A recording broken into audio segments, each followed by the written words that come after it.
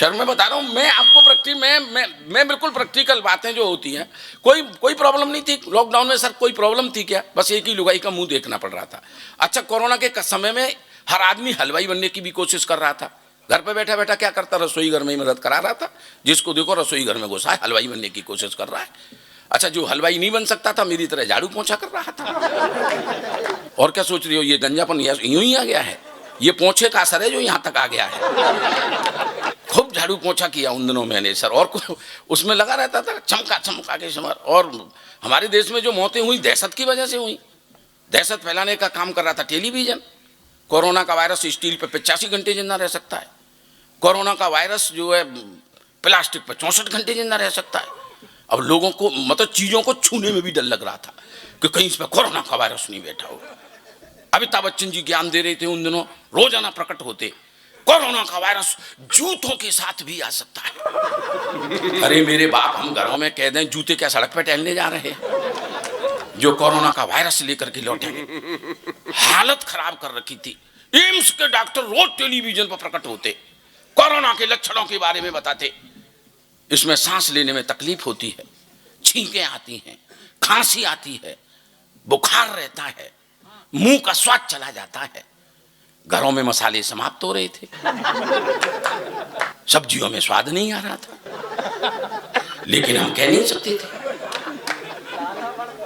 ईमानदारी से बता रहा हूं मैं आपको, मुंह का स्वाद चला जाता है भाई।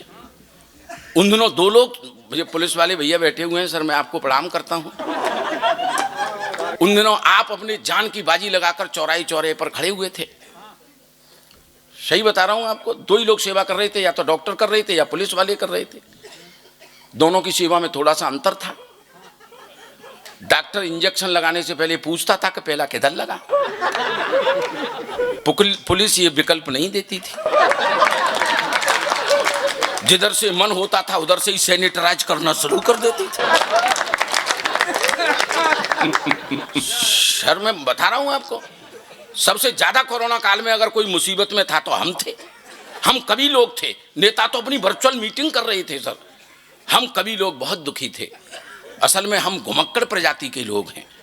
घूमने फिरने को नहीं मिले तो आत्मा अतृप्त रहती है। सर बता रहा हूं, हम सबसे ज्यादा दुखी थे। घर में कैद होके रह गए थे, चौराहे तक जा नहीं सकते थे। सही बता रहा हूं सर मैं, क्योंकि कई बार हम बेसन लेने के लिए जाते थे, फिर सूजी लेकर के लौटते थे।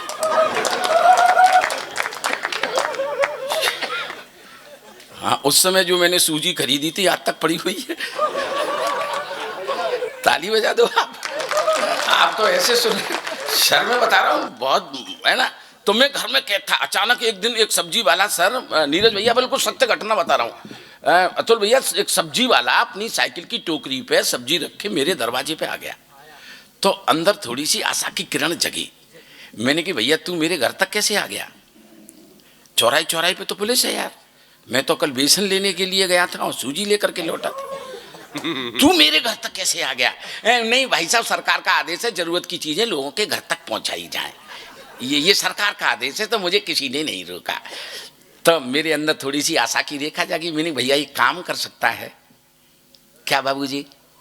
तू ये साइकिल दे दे मुझे अपनी, सब्जी की टोकरी सहित, इस बहाने से 3-4 गलियां ही घूम लूंगा तो आत्मा को थोड़ी सी शांति मिलेगी। और सर मैंने जो उसको प्रलोभन दिया, अगर उससे बड़ा प्रलोभन नहीं दिया जा सकता तब ताली बजाना आप। मैंने कहा तू मुझे अपनी साइकिल दे दे सब्जी की टोकरी सहित, तो मैं 2-4 कलियां घुमाऊंगा और तू मेरी घरवाली के साथ बैठ करके टीवी देख ले। तू मेरी घरवाली के साथ बैठकर एसी में टीवी देख ले। हाथ जोड़ के खड़ा हो गया कि मेरा नाम अखिलेश द्विवेदी है। असली सब्जी वाला तो मेरी लुगाई के साथ बैठा टेलीविजन देख रहा। बता रहा हूँ जिस शुद्ध संचमण में सुना रहा। हाँ, मतलब लोग मौके का फायदा उठा रहे थे सर। हाँ सर मेरी बातें अगर एक बार ताली बजा दीजिए बहुत। देखिए, और ये बादल गरज रहा है, मुझे बैठ जाना चाहिए, संकेत दे रहा है, दूं दूं करके आ गया वो तो। सर मैं बता रहा हूँ आपको, वाजपेयी जी जो है हाँ, तो हमारे घर में जो कोरोना की वजह से कैजुअलिटी थोड़े वही हुई है, दहशत की वजह से हुई हैं ये कैजुअलिटियां, मैं सही बता रहा हूं सर आपको। और तो वो अब मुझे मोक्ष मिल रहा है, बादल गरज रहा है। हाँ, मैं तो स्मृति चली गई मेरी तो बादल की धूकार सुन करके। हाँ, यही होता है कि जबरदस्त जब आ जाता है तो ऐसा ही होता है। तो हमारे देश में जो कैजुअलिटी हुई है तो वो दहशत की वजह से हुई है। मुंह का स्वाद चला जाता है, सब्जियों में स्वाद आ नहीं रहा था। सत्य भाई साहब, घटना मेरी अगर लगे तो आपका हंसने का मन करे तो आप हंसना, है ना। सब्जियों में स्वाद आ नहीं रहा था तो एक दिन 2 कौड़ी की सब्जी बनी घर में, अचानक मुंह से निकल गया सब्जी में स्वाद नहीं है। घर वाली ने तुरंत एंड्रॉइड मोबाइल निकाल करके खींच खांच करके क्वारंटाइन सेंटर को फोन कर दिया कि मेरे पति का स्वाद चला गया है। 5 मिनट नहीं हुए तब तक अपने चरित्र को सड़क की छाती पर रगड़ती हुई एम्बुलेंस मेरे दरवाजे पर, कोरोना की किट पहने हुए 5-6 यमदूत जैसे निकले। 2-3 ने टांगे पकड़ी, 2-3 ने हाथ पकड़े और जबरदस्ती एम्बुलेंस में ठूंस दिया। चल बेटे 14 दिन के लिए क्वारंटाइन। अब मेरा क्या अपराध था, मैंने बस इतना ही तो कह दिया था सब्जी में स्वाद नहीं है। इस बात की इतनी बड़ी सजा के 14 दिन क्वारंटाइन रहना पड़े। सर मजे की बात तो यह है कि क्वारंटाइन सेंटर पर भी नीरज भैया मुसीबत पीछा नहीं छोड़ रही थी। बड़े बड़े डॉक्टर्स आते, बड़े बड़े अधिकारी आते, एक ही बात पूछते, आपके संपर्क में कौन कौन आया था? आपके संपर्क में कौन कौन आया था? और मैं जला भुना बैठा कि मैं इस बात की सजा काट रहा हूं, और ये मीडिया वाले तो मुंह में माइक लगा करके, हाँ भाई साहब बता दो आपके संपर्क में कौन कौन आया था। कुछ नाम लेने जा रहा हूं, ठाके को रोक सको तो रोक के दिखाना। भाई साहब बता दो आपके संपर्क में कौन कौन आया था। मैंने कि मेरे संपर्क में आई थी मेरी लुगाई, मेरी सासू माँ, मेरी साली, मेरा साला, मेरे ससुर जी, कर सबको 14 दिन के लिए क्वारंटाइन। इसको कहते हैं बदला लेना। अगर मेरा बदला ठीक हो गया हो तो एक बार जोरदार तालियां बजा दो। इस जग की आपाधापी पर हम बोलें भी तो क्या बोलें, इस जग की आपाधापी पर हम बोलें भी तो क्या बोलें, है ढोल के भीतर पोल बहुत, इस पोल की पोल को क्या खोलें। पुलिस वाले भैया ने पूरी रात खराब की है तो इनके मतलब की भी कोई बात होनी चाहिए। इनकी सबसे बड़ी समस्या होती है छुट्टी। महत्वपूर्ण कामों के लिए भी इनको छुट्टी जब नहीं मिलती है तो अंदर से बड़ी तकलीफ होती है। कई बेचारों की अब बेटी की गोद भराई का कार्यक्रम है और छुट्टी नहीं मिल रही है क्योंकि जनगणना चल रही है, या मतलब देश में चुनाव हो रहा है। अब बेचारे पारिवारिक कामों के लिए भी छुट्टी नहीं मिलती तो इनकी बड़ी परेशानी। सबसे बड़ी मैंने एक मंत्र तराशा जिससे इनको आसानी के साथ छुट्टी मिल सकती है। सर आपकी प्रॉब्लम होती है ना ये छुट्टी न मिलने की, चुनाव के समय में इनको छुट्टी नहीं मिलती है। एक पुलिस वाले ने एसपी साहब से कहा सर बेटी की शादी है, छुट्टी चाहिए, और एसपी किसी कीमत पर छुट्टी देने को तैयार नहीं, बल्कि सर मेरी बेटी की गोद भराई का कार्यक्रम है, छुट्टी चाहिए। एसपी साहब ने कहा कि अच्छा तू मेरे एक प्रश्न का उत्तर अगर दे देगा तो मैं तुझे छुट्टी दे दूंगा। इस शर्त पे अगर छुट्टी मिलनी है, मरता नहीं तो क्या करता? तो उसने कह दिया सर अगर छुट्टी इसी कीमत में मिलेगी तो प्रश्न पूछ लो। तो एसपी ने प्रश्न पूछ लिया कि बता बाहुबली कटप्पा ने बाहुबली को क्यों मारा?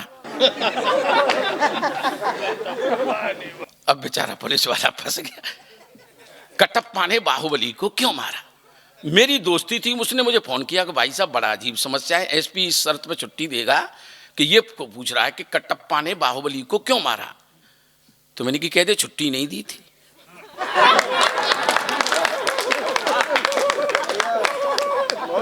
एसपी साहब ने पुलिस वाले ने एसपी साहब से कह दी सर उसने छुट्टी नहीं दी होगी।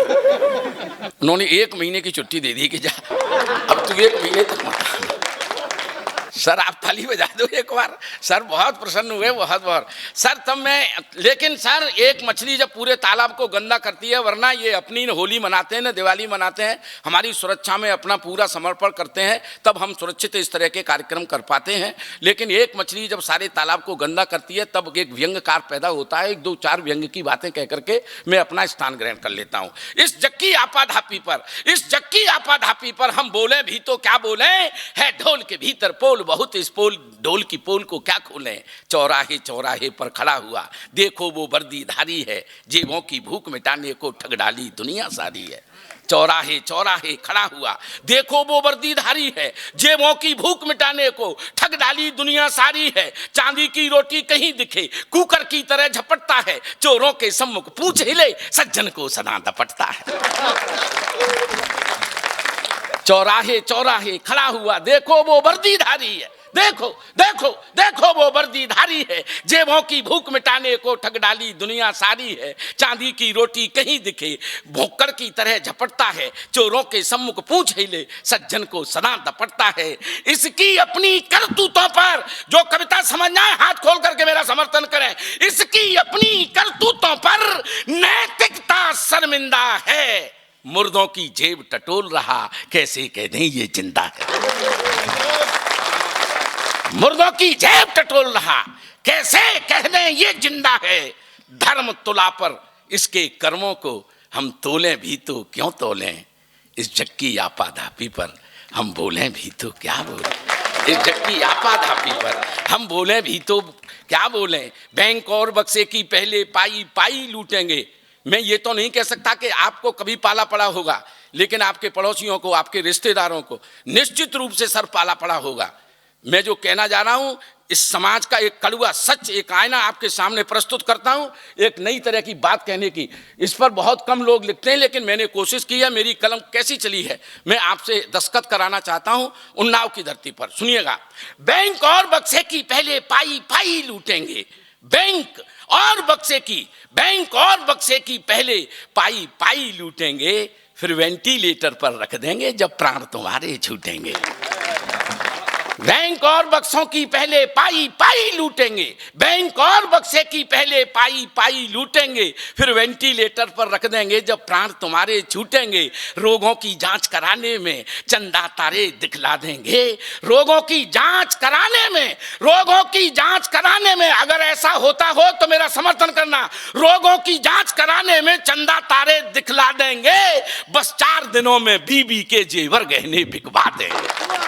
बस 4 दिनों में, बस 4 दिनों में बीबी के जेवर गहने बिकवा देंगे। 2-4 कूड़ जो पुरखों के बच्चों के बचे निवाले हैं, 2-4 कूड़ जो पुरखों के बच्चों के बचे निवाले हैं, बिकवा के उनको खा जाएं ये लाश को खाने वाले।